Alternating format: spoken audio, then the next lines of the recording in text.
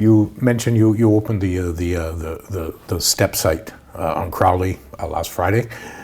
We're getting close to opening the highway site as well. There's also going to be a third site, another 60 homes. Can you kind of give us an idea? First of all, are they going to be the tiny homes? Are they going to be modular? Do we know that yet? And are we closer to a location? So correct, the Crowley site will be open next week, starting to fill that.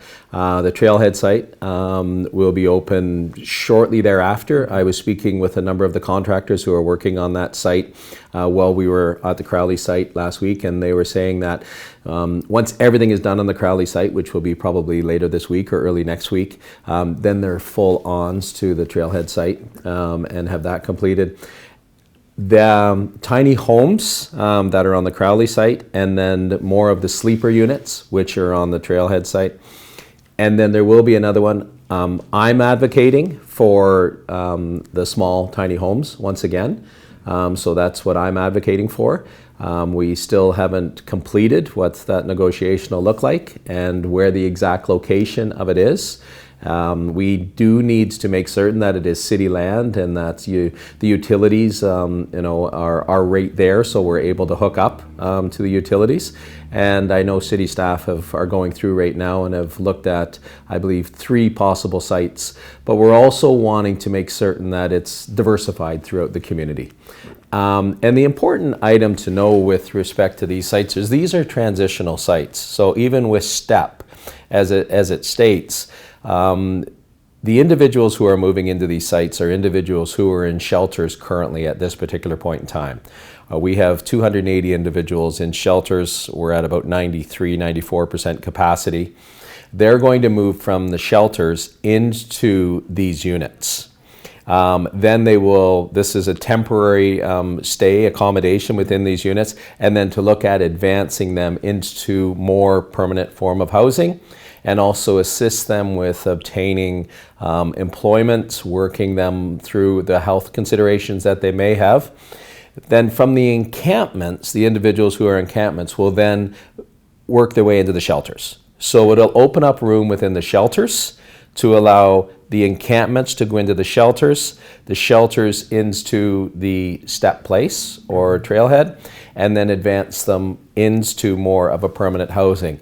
It allows the ability for the service providers to qualify the individuals. And as hard as we're going to try continuously, we know that there will be a certain percentage of individuals who are in encampments or who are living on our streets who will choose to the best of our abilities and the most that we're hoping to do, not to go into shelters or the type of encampments. But the hope is that we bring down the numbers substantially and shrink the encampments. So when the third iteration comes, that'll be 180. Are you looking at potentially expanding that program beyond the 180, or is that a further negotiation with BC Housing? What we're discussing, and when all of myself and all of the mayors throughout the Okanagan were together last year, and we're going to be together again within the next few months, and when we had discussions and we all jointly signed the DCRIM with regards to DCRIM, we're also having discussions about allocating these in different areas of the valley. So if we're looking at saying we have successfully been able through the Heart and Hearth have 180 in our community, what would be a reasonable amount within Lake Country? What would be a reasonable amount within West Kelowna? What would be a reasonable amount in Vernon and Penticton? So the idea is that it's not one community kind of absorbing all of it, that there is a distribution throughout the valley that is put upon all communities. And that is the hope that collectively we all work together, recognizing that, yes, the services happen to be in Kelowna, or a lot of the services happen to be here, but there is the ability to build these sites and put a lot of those services within the sites to help advance individuals.